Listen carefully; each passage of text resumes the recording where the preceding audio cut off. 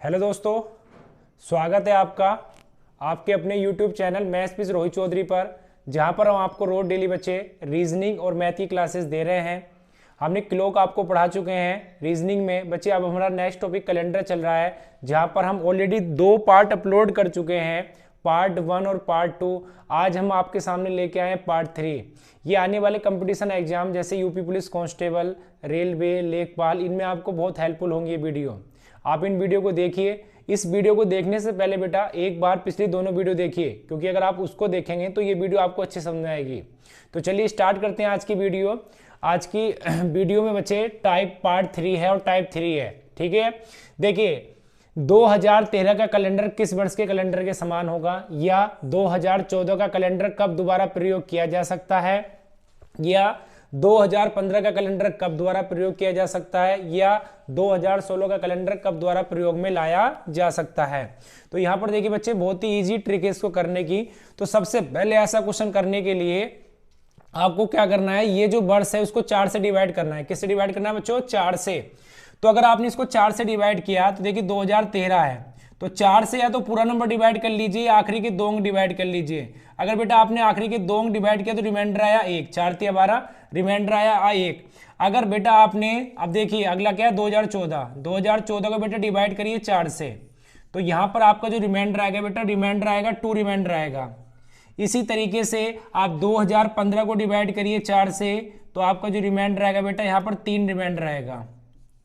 इसी तरीके से अगर आप 2016 को बेटा डिवाइड करेंगे तो यहां पर जो रिमाइंडर आएगा आपका 0 आएगा। कितना आएगा? 0। अब देखिए यहां पर एक रिमाइंडर है। अगर आपका एक रिमाइंडर होगा तो बेटा आपको 6 जोड़ना है। कितना जोड़ना है? 6।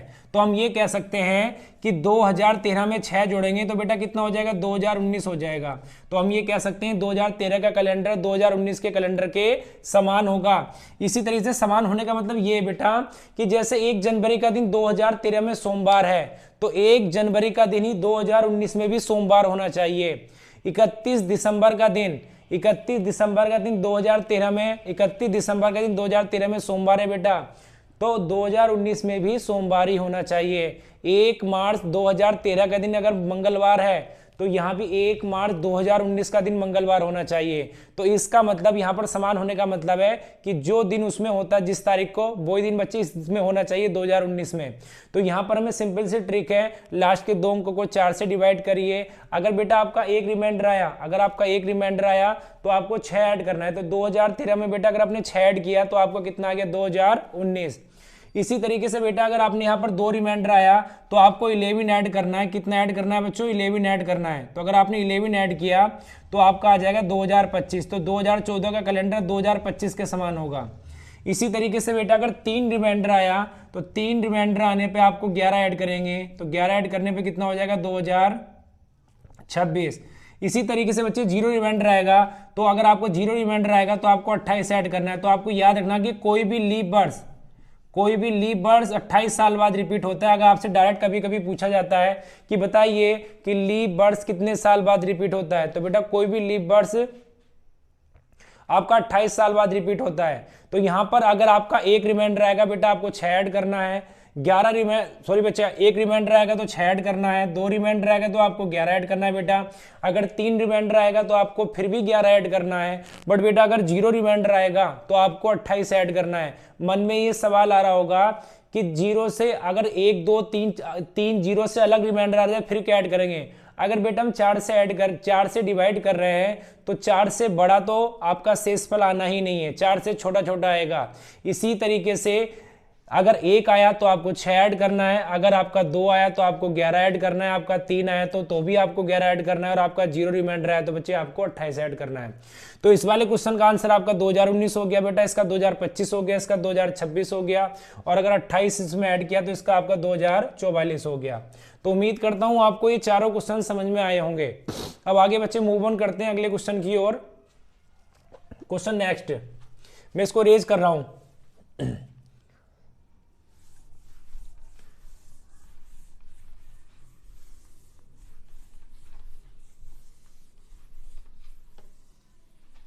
देखिए बेटा क्वेश्चन नंबर 5। क्वेश्चन नंबर आपका 5 क्या है बेटा? क्वेश्चन नंबर 5 है कि 1928 का कैलेंडर किस वर्ष के समान होगा? देखिए 1928 का कैलेंडर,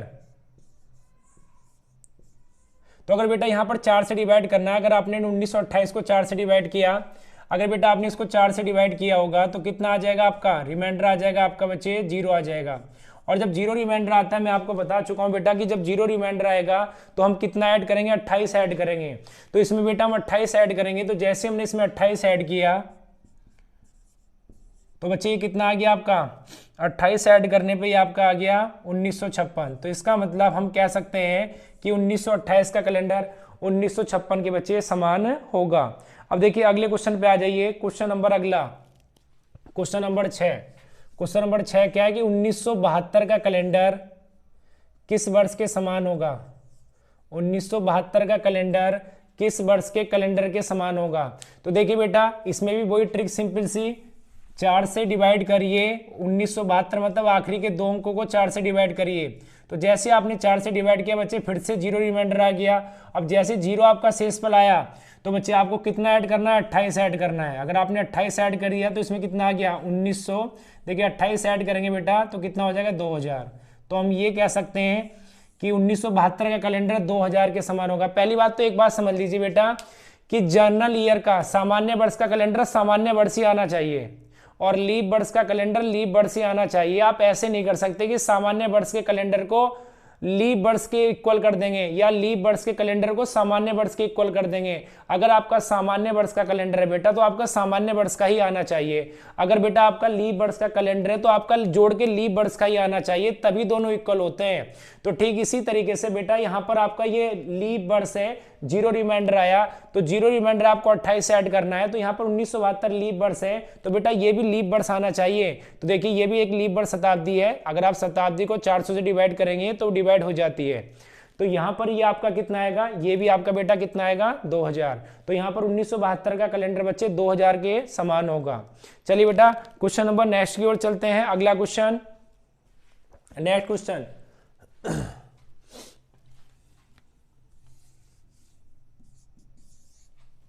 क्वेश्चन नंबर 7।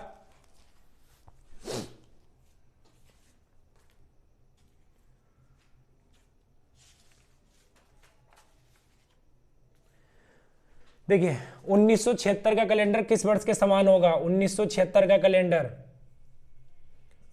1976 का कैलेंडर किस वर्ष के समान होगा? बताइए बच्चे 1976 का कैलेंडर किस वर्ष के समान होगा?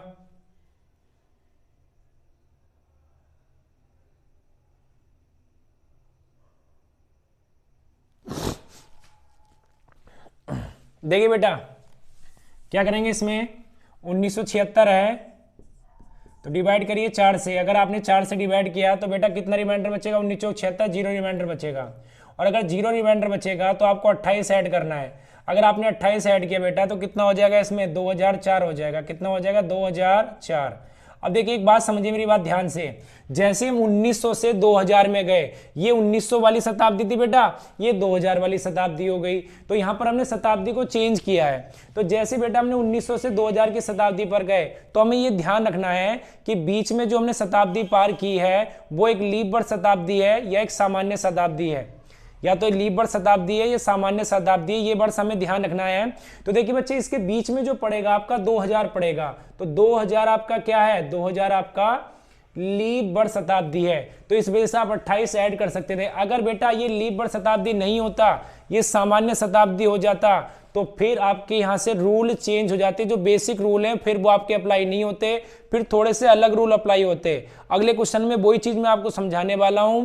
तो इस बात का विशेष ध्यान रखेंगे कि अगर एक शताब्दी से दूसरी शताब्दी के अंदर जा रहे हैं तो अगर बेटा बीच में कोई लीप वर्ष शताब्दी पड़ रही है तो आप इन रूल को फॉलो कर सकते हैं। कौन से रूल? कि भाई अगर एक रिमाइंडर आएगा बच्चों तो आप 6 जोड़ सकते हैं, अगर रिमाइंडर 2 आएगा तो आप 11 जोड़ सकते हैं, अगर रिमाइंडर 3 आएगा शेषफल तब भी आप 11 जोड़ सकते हैं, और अगर रिमाइंडर शेषफल 0 आएगा तो आप 28 जोड़ेंगे। बट बेटा ये तभी कर सकते हैं आप या तो सेम शताब्दी के अंदर हो, जैसे 1900 से 1900 में हो, जैसे 1920 से 1940 चला गया हो, या 1830 से 1850 हो। तो अगर सेम शताब्दी के अंदर आप घूम रहे हैं, या अगर आपने एक लीप वर्ष शताब्दी पार करी है, जैसे 1900 से 2000 में गए, तो बीच में एक 2000 शताब्दी पड़ेगी जो कि एक लीप वर्ष शताब्दी है। तो ऐसी कंडीशन में ये रूल आपके फॉलो होंगे। बट अगर आपने लीप वर्ष शताब्दी पार नहीं की तो बच्चे ये रूल आपके फेल हो जाएंगे, फिर आप ये रूल अप्लाई नहीं कर सकते, फिर फर्दर थोड़ा सा आपको इसमें चीजें सीखनी पड़ेंगी। चलिए अगले क्वेश्चन की ओर मूव ऑन करते हैं। तो बस दो बातें ध्यान रखनी है आपको कि अगर सेम शताब्दी के अंदर घूम रहे हैं तो बेटा आप ये रूल फॉलो होंगे, और अगर हम एक शताब्दी से दूसरी शताब्दी के अंदर जा रहे हैं, क्योंकि यहाँ 1900 थी बेटा, यहाँ पर 2000 हो गई, तो इस बात का ध्यान रखेंगे बीच में जो शताब्दी पार करी वो लीप वर्ष शताब्दी होनी चाहिए। अगर वो लीप वर्ष शताब्दी नहीं हुई बेटा तो फिर ये रूल फेल हो जाएंगे, ये रूल आपके फॉलो नहीं करेंगे और आपका आंसर गलत आ जाएगा। क्योंकि एग्जामिनर क्या चाहता है, कोई अच्छा सा क्वेश्चन सेट कर देता है, आपको ये रूल याद रहते हैं और वो आपका क्वेश्चन गलत करा देता है। तो चलिए बेटा अगले क्वेश्चन की ओर चलते हैं। क्वेश्चन नंबर नेक्स्ट आपका क्वेश्चन नंबर 8।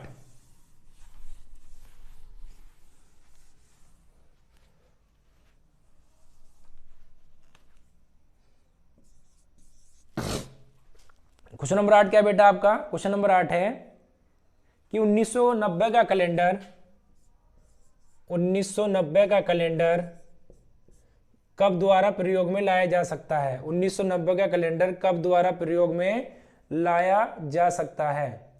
अब देखिए बेटा यहां पर आपको डिवाइड करना है 1990 को 4 से डिवाइड करना है। तो जैसे ही आपने 4 से डिवाइड किया तो आपका 2 रिमाइंडर आ गया, और जैसे बेटा आपका 2 रिमाइंडर आया तो आपको कितना ऐड करना पड़ेगा? आपको 11 ऐड करना पड़ेगा। तो 1990 में अगर आपने 11 ऐड किए तो आपका आंसर आ गया 2001। बट बेटा एक बात ध्यान रखनी कि बीच में कौन सी शताब्दी से होके गए हैं हम? बीच में बेटा 2000 शताब्दी आई है, जो कि एक कैसी शताब्दी है? लीप वर्ष शताब्दी है। तो हम इसको चेंज नहीं कर सकते, हमारे रूल फॉलो करेंगे। तो उम्मीद करता हूं ये क्वेश्चन भी आपको समझ में आया होगा। तो यहां पर ध्यान देंगे अगले क्वेश्चन की ओर। तो नेक्स्ट क्वेश्चन क्या है बेटा? नेक्स्ट क्वेश्चन पे आ जाइए। Question number 9। क्वेश्चन नंबर 9 बेटा ये है कि 1890 का कैलेंडर कब द्वारा प्रयोग में लाया जा सकता है? अब देखिए 1890 का कैलेंडर कब द्वारा प्रयोग में लाया जा सकता है? तो यहां पर फिर से बच्चे वही रूल फॉलो करना है। आखिरी के दो अंकों को बेटा 4 से डिवाइड करना है। अगर हमने 4 से डिवाइड किया तो बेटा रिमाइंडर कितना आया? 2 आया, क्योंकि 22 चौक 88 होते हैं। अब जैसे बेटा 2 रिमाइंडर आया, फिर से हमारे मन में वही कि 2 रिमाइंडर आते हैं, 11 ऐड करते हैं। तो बेटा 1890 में अगर मैंने 11 ऐड किए तो आपका जो आंसर आएगा वो आएगा 1901 आएगा। कितना आएगा बेटा? 1901 आएगा। बट ध्यान दीजिए कि यहाँ पे जो हमने शताब्दी पार की है, क्या ये एक लीप वर्ष शताब्दी थी या नहीं थी? तो देखिए बेटा यहाँ पर एक ये लीप वर्ष शताब्दी नहीं थी, यहाँ पर एक ये सामान्य शताब्दी थी। तो ऐसी कंडीशन में हमारा रूल फेल हो जाता है। तो देखिए अगर आपने बेटा सामान्य शताब्दी पार की है, अगर एक शताब्दी से दूसरी शताब्दी की ओर आप गए और आपने एक शताब्दी पार की है, एक शताब्दी मतलब एक सामान्य वर्ष शताब्दी की पार की है, आपने लीप वर्ष शताब्दी पार नहीं की, क्योंकि 1800 एक सामान्य शताब्दी है और 1900 भी बेटा एक सामान्य शताब्दी है, तो बीच में लीप वर्ष शताब्दी आई नहीं। तो तब ये रूल फॉलो हो जाता है कि एक रिमाइंडर आने पर 6 ऐड करेंगे, 2 रिमाइंडर आने पर 11 ऐड करेंगे, 3 रिमाइंडर आने पर बेटा 11 ऐड करेंगे, और 0 रिमाइंडर आने पर बेटा 28 ऐड करेंगे। तो तब जाके वहां पर ये रूल आपका फेल हो जाता है। तो यहां पर आपको ध्यान देना है बेटा कि यहां पर क्या चीज याद रखनी है। अगर आप लीप वर्ष शताब्दी पार नहीं कर रहे तो आपको चीजें याद रखनी पड़ेंगी। देखिए अगर आप लीप वर्ष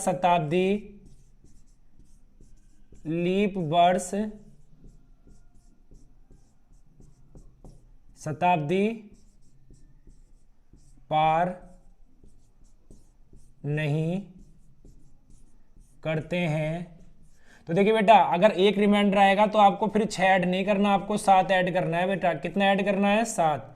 अगर 2 रिमाइंडर आएगा तो बेटा आपको 11 ऐड नहीं करना, फिर 12 ऐड करना है। कितना ऐड करना है? 12। इसी तरीके से बेटा अगर 3 रिमाइंडर होगा तो आपको 11 ऐड नहीं करना, 12। सब में एक एक बढ़ा देना है आपको। इसी तरीके से अगर आपको 0 रिमाइंडर आएगा तो बेटा आपको 29 ऐड करना है। बस इतना ही ध्यान रखिए, इसका रूल अलग होता है फिर बेटा, इसका रूल अलग होता है। बस इन 3 का ध्यान रखिए अभी। अब देखिए लीप वर्ष का रूल फिलहाल अलग हो जाता है, तो इन 3 का ध्यान रखेंगे आप कि अगर आपने लीप वर्ष शताब्दी पार नहीं की तो आप एक एक बढ़ा देंगे, तो आप 6 की जगह 7 पुट करेंगे, 7 11 की जगह 12 ऐड करेंगे और बेटा 11 की जगह फिर से 12 ऐड करेंगे। तो यहां पर जो आंसर होगा आपका वो 1901 नहीं होगा बेटा, 1902 होगा। तो हम क्या, चलिए बेटा अगले क्वेश्चन पे आ जाइए। 1894 का कैलेंडर किस वर्ष के कैलेंडर के समान होगा? अगला क्वेश्चन 10वां आपका। तो देखिए बेटा 1894 को डिवाइड करेंगे किससे? आप इसको डिवाइड करेंगे 4 से। अगर आपने इसको 4 से डिवाइड किया बेटा तो आपका कितना आएगा रिमाइंडर? रिमाइंडर आएगा आपका 2 रिमाइंडर आएगा।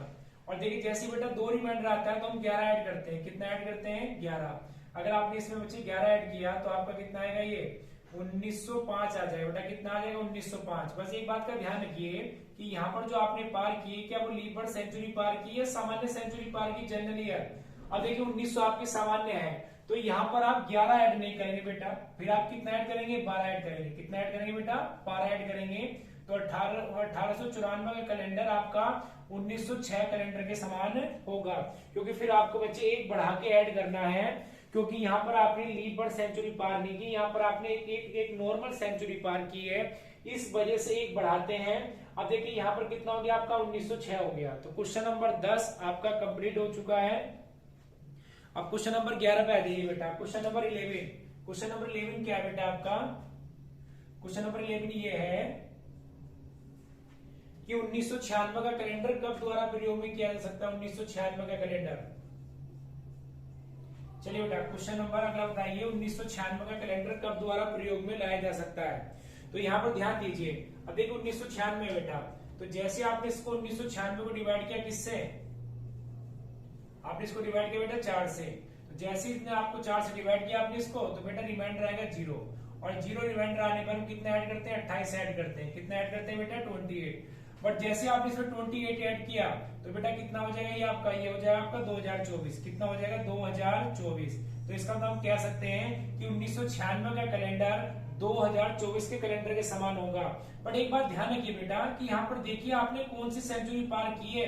यहाँ पर बेटा आपने 2000 सेंचुरी पार की है, तो इसका मतलब फिर कोई दिक्कत वाली बात ही नहीं है। अगर आप एक सेंचुरी से दूसरी सेंचुरी की ओर जा रहे हैं और आप बीच में लीप वर्ष सेंचुरी पार करें तो फिर तो रूल फॉलो होगा, फिर आपको कोई दिक्कत वाली बात नहीं है। तो इसका मतलब बेटा कितना आएगा आपका आंसर? 2024 आएगा।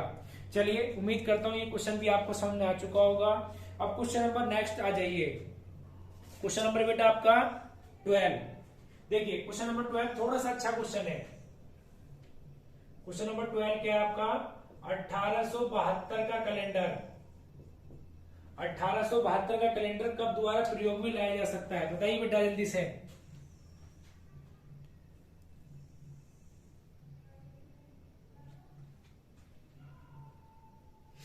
बताइए बेटा 1872 का जल्दी से। देखिए ध्यान से सुनिए मेरी बात। देखिए बेटा अगर जैसे 1872 है तो डिवाइड करिए आप इसको 4 से। तो जैसे आपने इसको 4 से डिवाइड किया तो बेटा आपका रिमाइंडर जो आएगा वो 0 आएगा। तो जैसे 0 रिमाइंडर आते हैं 28 ऐड करते हैं। कितना ऐड करते हैं बेटा? 28 ऐड करते हैं। बट अगर आपने यहाँ पर अगर 28 ऐड किया तो बेटा ये आएगा आपका 1900 आ जाएगा। कितना आ जाएगा? 1900। अगर आपका ये 1900 आ गया तो यहां पर ध्यान दीजिए कि आपने अगर एक लीप वर्ष है, पहली बात तो ये ध्यान रखिए बेटा कि अगर आप लीप वर्ष के कैलेंडर के समान होता है और सामान्य वर्ष के समान होता है। तो जैसे आपका 0 रिमाइंडर है आपने 28 जोड़ा, बट ये तो एक लीप वर्ष है और बच्चे की सामान्य वर्ष है, सामान्य शताब्दी है कि क्योंकि ये 400 से डिवाइड नहीं होगी। शताब्दी को हम हमेशा 400 से डिवाइड करते हैं। तो यहां पर इसका मतलब ये 1872 का कैलेंडर 1900 के समान नहीं होगा। तब ये रूल फेल हो जाता है। क्यों फेल हो गया बेटा?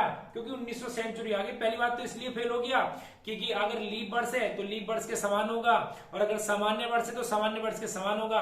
बट यहाँ पर तो उल्टा हो गया बेटा, 1872 से 1900 आ गया। तो ऐसे कैसे मुमकिन हो सकता है? तो देखिए इसी चीज को समझाते हैं हम आपको। यहाँ पर आपको क्या करना है बेटा? यहाँ पर आपको फिर 40 ऐड करना है। कितना ऐड करना है? 40 ऐड करना है। तो यहाँ पर जो आपका आंसर आएगा, यहाँ पर आपका आंसर आएगा बेटा 1912। तो हम ये कह सकते हैं कि 1872 का कैलेंडर 1912 के कैलेंडर के समान होगा, क्योंकि बेटा यहाँ पर आपने 1900 सेंचुरी पार की है। कितनी सेंचुरी पार की है? 1900। तो ध्यान रखेंगे चीज का कि अगर लीप वर्ष आए, लीप वर्ष है तो बच्चे लीप वर्ष ही आना चाहिए, सामान्य वर्ष तो सामान्य वर्ष ही आना चाहिए। और अगर आप एक कोई सामान्य, अगर कोई आप सामान्य सेंचुरी पार कर रहे हैं तो तब आप बेटा कितना ऐड करेंगे, 40 ऐड करेंगे, क्योंकि एक सेंचुरी से दूसरी सेंचुरी की ओर आप जा रहे हैं। चलिए बेटा क्वेश्चन नंबर आपका 12 खत्म हो चुका है। क्वेश्चन नंबर 13 पे आ जाइए आप।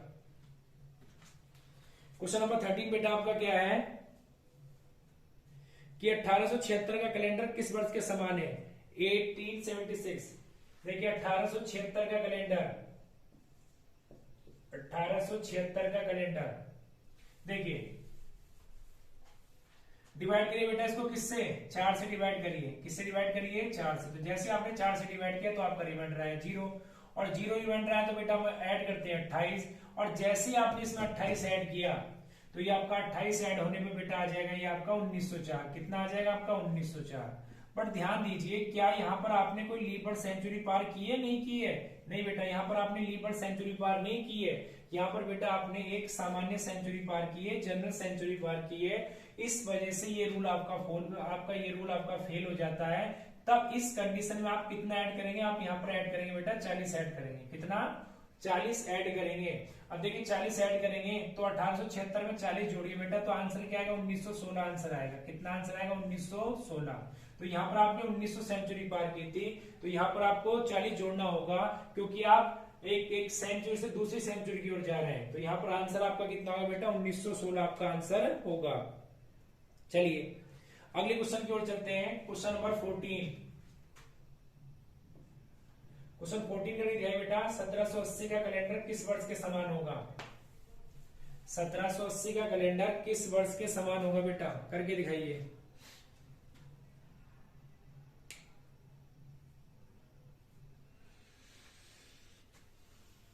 देखिए अगर यहाँ पर 1780 का कैलेंडर आपने 4 से डिवाइड किया तो फिर से रिमाइंडर बेटा कितना आएगा? 0, और 0 रिमाइंडर आते हैं कितना ऐड करते हैं? 28। तो अगर आपने इसमें 28 ऐड किया बेटा तो कितना आ जाएगा? 1808 आ जाएगा। कितना आ जाएगा? 1808। बट एक बात का ध्यान है कि यहाँ पर जो आपने सेंचुरी पार की है, क्या बेटा आपने कोई लीप वर्ष सेंचुरी पार की है? नहीं जी, हमने लीप वर्ष सेंचुरी पार नहीं की है। हमने कैसी सेंचुरी पार की है बेटा? हमने एक सामान्य सेंचुरी पार की है। तो इसका मतलब ये रूल आपका फेल हो जाएगा। तो तब आप इस कंडीशन में कितना ऐड करेंगे बेटा? इस कंडीशन में आप ऐड करेंगे 40। कितना ऐड करेंगे बेटा? 40 ऐड करेंगे। तो जो आपका आंसर होगा वो कितना होगा? 1920 आपका, सॉरी 1820 आपका आंसर बेटा आ जाएगा। 1820 आपका आंसर होगा। तो क्वेश्चन नंबर 14 का आपका आंसर है 1820। चलिए बेटा ये क्वेश्चन भी आपको समझ में आया होगा। अब क्वेश्चन नंबर आप आ जाइए क्वेश्चन नंबर 15 की ओर। क्वेश्चन नंबर 15 क्या अपना कि 1996 का कैलेंडर किस वर्ष के समान होगा? 1996 का कैलेंडर किस वर्ष के समान होगा? अब देखिए बेटा ध्यान से सुनिए मेरी बात को। जैसे 1996 है तो आपने इसको डिवाइड किया बेटा, 4 से डिवाइड किया तो रिमाइंडर फिर से 0 आ गया। तो जैसे आपका 0 रिमाइंडर आया तो हम 28 ऐड करते हैं। तो अगर बेटा मैंने इसमें 28 ऐड किया तो ये आपका आ गया 2024 आ गया। तो क्या बेटा हमने यहाँ पर बीच में कोई लीप वर्ष सेंचुरी पार की है? नहीं की है। हाँ जी की है। यहाँ पर हमने 2001 लीप वर्ष सेंचुरी पार की है। अगर हम लीप वर्ष सेंचुरी पार करते हैं, इस सेंचुरी से दूसरी सेंचुरी की ओर जाते हैं और लीप वर्ष सेंचुरी पार करते हैं, तो तब ये रूल फॉलो हो जाता है। तो इस क्वेश्चन का आंसर बेटा आपका 2024 हो जाएगा। चलिए क्वेश्चन नंबर 16 की ओर आते हैं। क्वेश्चन नंबर बेटा आपका 16 है कि 1892 का कैलेंडर कब द्वारा प्रयोग में होगा? ये बहुत इंपॉर्टेंट क्वेश्चन है, बहुत ही कंफ्यूजन क्वेश्चन है बेटा आपका ये 1892। अब देखिए क्वेश्चन नंबर 16, ये थोड़ा बाद वाला क्वेश्चन है। चलिए ये थोड़ा सा आपका बच्चे आपको बाद एक्सेप्शन वाला क्वेश्चन है। थोड़ा सा यहाँ पर हर बच्चे को डाउट होता है। आज के बाद आपका कोई डाउट नहीं रहने वाला। तो देखिए 1892 को आपने डिवाइड किया बेटा, 4 से डिवाइड किया। अगर आपने 4 से डिवाइड किया तो आपका रिमाइंडर आएगा 0 आएगा। अब देखिए 0 रिमाइंडर आती है बेटा, हम 28 ऐड करते हैं। तो जैसे आपने 28 ऐड किया इसमें तो ये आपका हो गया 1920। कितना आ गया बेटा? 1920 आ गया। बट यहाँ पर आपने कोई सेंचुरी पार की? हाँ जी की है। कौन सी की है? 1900 वाली की है। बट बेटा अगर हम सामान्य सेंचुरी पार करते हैं, हम 28 ऐड नहीं करते हैं। हम कितना ऐड करते हैं बेटा? हम ऐड करेंगे 40। कितना ऐड करेंगे? 40। तो अगर आपने इसमें 40 ऐड किया तो आपका आंसर कितना आएगा? 1932 आएगा। कितना आएगा बेटा? 1932। अब देखिए एक और क्वेश्चन मैं आपको समझाता हूँ इसकी साइड में। मैं आपसे बोलूं कि 1904 का कैलेंडर किस वर्ष के समान होगा? तो बेटा अगर देखिए मैंने इसको 4 से डिवाइड किया तो आपका रिमाइंडर फिर से 0 आ गया। अगर 0 रिमाइंडर आता तो कितना ऐड करते हैं बेटा, हम 28, और 1904 में 28 ऐड करेंगे तो 1932 आ जाएगा। और आप ऐड कर भी सकते हैं क्योंकि आप सेम सेंचुरी में घूम रहे हैं। हम चेंजेस कब करते हैं, जब एक सेंचुरी से दूसरी सेंचुरी की ओर जाए और उसमें देखते हैं कि लीप वर्ष है या नहीं है। बट यहाँ तो यहाँ भी 1900, यहाँ भी 1900। तो देखिए बेटा 1892 का कैलेंडर भी 1932 के बराबर और 1904 का कैलेंडर भी 1932 के बराबर। बट हमें पता है कि 1932 से पहले तो 1904 आएगा, जब 1892 का 1932 के बराबर है और 1904 का 1932 के बराबर है, तो हम ये भी तो कह सकते हैं कि 1892 का कैलेंडर तो 1904 के बराबर ही होगा, क्योंकि ए बराबर बी बराबर सी, बात तो एक ही है। तो इसका हम ये भी तो कह सकते हैं कि 1892 का कैलेंडर 1904 के बराबर होगा, क्योंकि 1904 है किसके बराबर, 1932 के, और 1892 बेटा किसके बराबर है, 1932 के। तो यहां से कंक्लूजन निकला यहाँ पर बेटा, ये कंक्लूजन ये निकला कि भाई 1892 का जो कैलेंडर है ना, वो बेटा आपका 1904 के बराबर भी हो सकता है और 1932 के बराबर भी हो सकता है। ये डिपेंड करता है आपका ऑप्शन के ऊपर, ये डिपेंड करता है आपका ऑप्शन कौन सा है। अब ये बड़ा कंफ्यूजन होता है कि सर हम तो 1904 भी मानेंगे, 1932 भी मानेंगे। तो बच्चे इस चीज को कंफ्यूजन दूर करने के लिए मेरी बात ध्यान से सुनिए। अगर कहीं आपको ऐसा कंफ्यूजन आता है, देखिए आप एक सेंचुरी से दूसरी सेंचुरी की ओर गए, आपने 40 भी जोड़ा, बट यहाँ पर ये 1904 के बराबर भी 1932 के बराबर भी, बात दोनों सही है, दोनों आंसर ठीक है।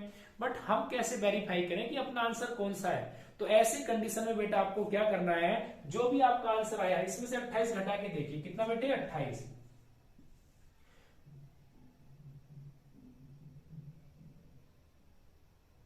तो जैसे बेटा आपने 28 घटाया तो आपका कितना आ गया, 1904 आ गया। कितना आ गया बेटा, 1904 आ गया। अब देखिए जैसे आपने 28 घटाया 1904 आ गया। तो एक बात समझिए, अगर जो आपने 40 जोड़ने के बाद अगर जो आया उसमें से 28 घटाना पॉसिबल है, पॉसिबल मतलब ये 1900 सेंचुरी, ये भी 1900 ही रही, ऐसा नहीं कि 1900 थी और 28 से घटाने के बाद ये 1800 हो गई। अगर बेटा ऐसा पॉसिबल है 40 जोड़ने के बाद वो सेंचुरी 1900 थी और यहाँ भी 1900 ही रही, तो हम ये 28 घटा सकते हैं। तो हम ये कह सकते हैं कि 1892 का कैलेंडर 1904 के बराबर भी होगा और 1932 के। बट बेटा कंडीशन एक है कि ये सेंचुरी चेंज नहीं होनी चाहिए घटाने के बाद। अगर 28 घटाने के बाद ये सेंचुरी चेंज हो रही है ना, तो फिर आपकी ये आप नहीं कर सकते, फिर आपका आंसर यही रहने वाला है, फिर आपका आंसर 1904 नहीं होगा। तो यहाँ पर इस क्वेश्चन का आंसर 1904 है। अब बच्चा सोचेगा सर अगर पेपर में दोनों ऑप्शन आ जाए कौन सा, तो बेटा पहले 1904 लगाएंगे। अगर हो सकता है कि दोनों एक साथ ना या अलग अलग आए, अगर एक साथ आ गए तो बेटा पहले 1904 आंसर लगाएंगे, उसके बाद आपका 1932 होगा। तो बहुत ही अच्छा क्वेश्चन है, थोड़ा सा एक्सेप्शन है, मैंने इसीलिए आपको अच्छे से ये समझाया और उम्मीद करता हूँ ये क्वेश्चन आपको समझ में आया होगा।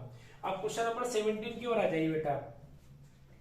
क्वेश्चन नंबर 17 क्या अपना 1896 का कैलेंडर।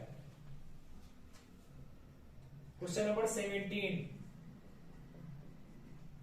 1896 का कैलेंडर। चलिए बेटा इस क्वेश्चन को बताइए, ये भी थोड़ा सा एक्सेप्शन क्वेश्चन है।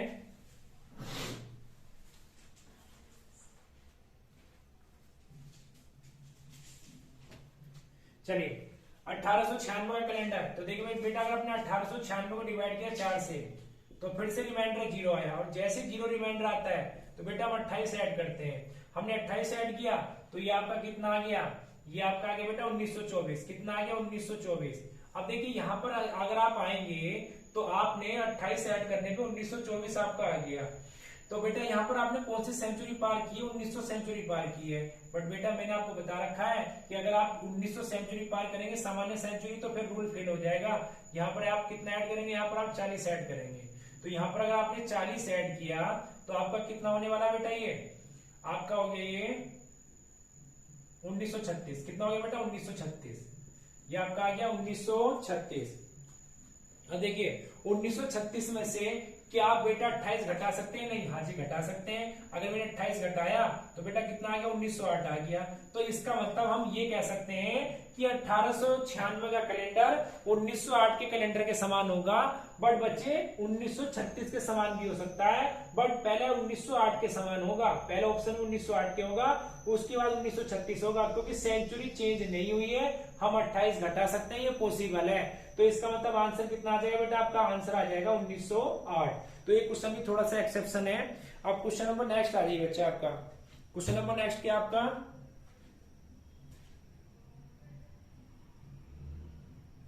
देखिए बेटा क्वेश्चन नंबर अगला आपका 1884 का कैलेंडर, 1884 का कैलेंडर। तो यहां पर ध्यान दीजिए, तो अगर आपने बेटा इसको 1884 को डिवाइड किया 4 से, तो यहां पर आपका रिमाइंडर आएगा फिर से 0, और जैसे 0 रिमाइंडर आएगा हम 28 ऐड करेंगे। अगर बेटा हमने इसमें 28 ऐड किया तो ये आपका आ जाएगा 20, 1912 आ जाएगा। बेटा कितना आ जाएगा? 1912 आ जाएगा आपका, 1912। बट यहाँ पर ध्यान दीजिए कि आपने कौन सी सेंचुरी पार की है बेटा, यहाँ पर आपने कौन सी सेंचुरी पार की है।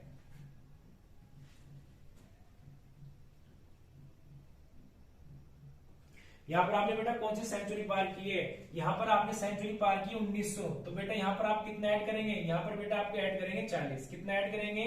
40। तो जैसे आपने यहाँ पर 40 ऐड किया तो आपका आंसर कितना आएगा? ये 16, ये 1900 हो गए, और बचे 24। ये तो इसका मतलब कितना हो गया? 1924 हो गया। कितना हो गया बेटा? 1924 आ गया आपका। आप ध्यान दीजिए, 1900 सेंचुरी पार कर ली, 40 भी जोड़ लिया, तो क्या आप इसमें से 28 घटा सकते हैं बेटा?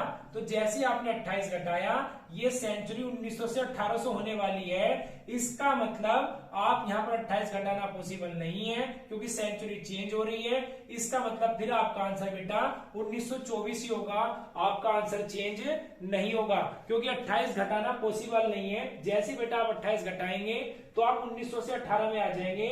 अगर 28 घटाना पॉसिबल है तभी वो आंसर होगा, नहीं तो नहीं होगा। तो इस क्वेश्चन का आंसर आपका कितना होगा बेटा? 1924 आपका आंसर होगा। चलिए, आपको ये क्वेश्चन समझ में आया होगा। अब लास्ट क्वेश्चन पे आ जाइए।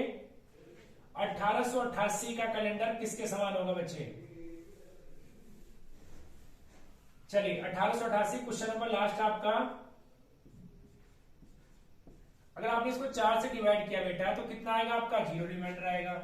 0 रिमाइंडर आता है तो बेटा हम 28 ऐड करते हैं। 28 ऐड करेंगे, बट यहाँ पर देखिए 1900 सेंचुरी आ रही है, तो हम 28 ऐड नहीं करेंगे। फिर बेटा कितना ऐड करेंगे? हम 40 ऐड करेंगे। अब जैसे आपने इसमें 40 ऐड किया बेटा, तो ये आपका कितना आ जाएगा? 40 ऐड करने पर बेटा आपका कितना आ जाएगा? ये आपका आ जाएगा 1928। कितना आ जाएगा बेटा? 1928 आ जाएगा 40 ऐड करने पर। 40 ऐड करने पर बेटा आपका 1928 आ गया। अब देखिए, क्या इसमें से 28 घटा सकते हैं? हाँ, घटा तो सकते हैं बेटा 28 इसमें से। ये आपका 1900 हो गया। बट बेटा एक बात समझिए, ये सेंचुरी आपकी, ये लीप वर्ष है आपका ईयर, और यहाँ पर जो आ रहा है आपका ये सामान्य वर्ष आ रहा है, क्योंकि 1900 लीप वर्ष शताब्दी नहीं है। तो ऐसा कैसे हो सकता है कि भाई लीप वर्ष सामान्य वर्ष के बराबर हो जाएगा? तो बेटा घटा तो सकते हैं, बट लीप वर्ष के साथ साथ लीप वर्ष भी आना चाहिए था, जो कि नहीं आया। तो इसका मतलब ये आंसर नहीं होगा बेटा। आंसर कितना होगा? 1928 ही आपका आंसर होगा। उम्मीद करता हूं ये क्वेश्चन आपको समझ में आए होंगे, और इसके बाद आपका कोई भी डाउट नहीं रहने वाला है। ये वीडियो कंप्लीट देखिए और 1 से 2 बार देखिए, आपके सारे डाउट कंप्लीट हो जाएंगे। कभी भी आपका कोई डाउट बेटा नहीं रहेगा। तो चलिए, आज के लिए इस वीडियो में इतना ही। कल मिलते हैं बेटा अगली वीडियो में। बाय बाय, नमस्कार, लव यू।